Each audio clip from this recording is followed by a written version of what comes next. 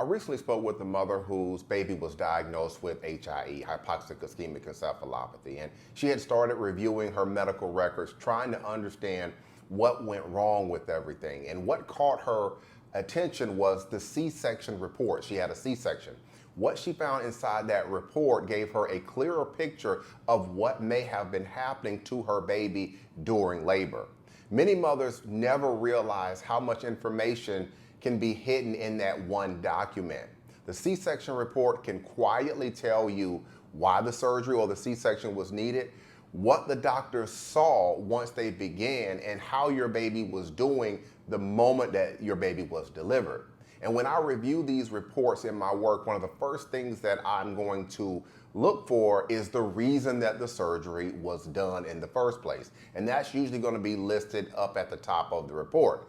And it might say something like a non-reassuring fetal heart tones. It may say a failure to progress or suspected umbilical cord issue. When you see words like non-reassuring or fetal distress, that means that the medical team was worried that your baby wasn't getting enough oxygen or blood flow during labor. And sometimes that section can also mention things like a prolonged labor or a baby that was not tolerating a vaginal delivery.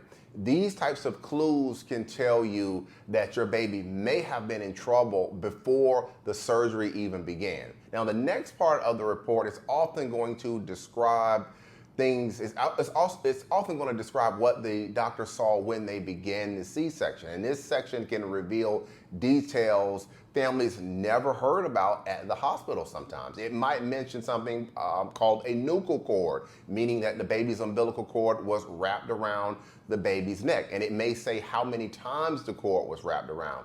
It could describe whether the cord was tight or even if the cord was wrapped around the shoulder or the body. It might even mention something called meconium in the amniotic fluid, which might be a sign that the baby was under stress before birth with everything. Sometimes the report can describe the placenta, saying that if it looked normal or if there were signs of abruption or an infection. It also might note details about the umbilical cord, such as whether it was a 2 or 3 cord vessel, or describe the condition of the umbilical cord.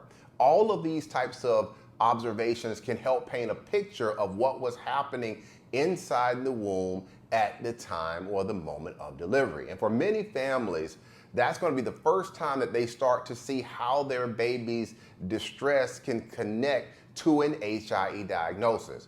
The report can also describe your baby's condition at birth.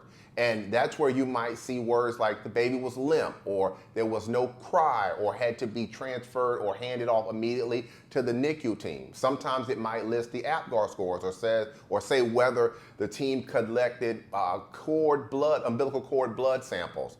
If these gases were taken, it can help you see how well your baby's body was handling oxygen during those final moments before birth. It's hard for parents to read that section sometimes, but it's also one of the most revealing. It can show how serious the situation was from the very beginning of your baby's life. Now, if you're wondering where to find this report, it's going to be usually kept in mom's medical records. It's not going to be in the baby's records. It's going to be in mom's records. When you look through the hospital documents, you can check in mom's records, and if you had a C-section, you can check under something that may say operative reports or surgical reports.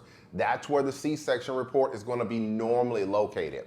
You don't have to understand every medical term in the report, and that's okay. Even though it's written for doctors and nurses, that report can still give you powerful insight as to what may have been going on during labor and why your baby needed help so quickly after delivery. For many mothers that I talk with, reading that C-section report becomes one of the first real steps toward understanding what may have happened to their baby.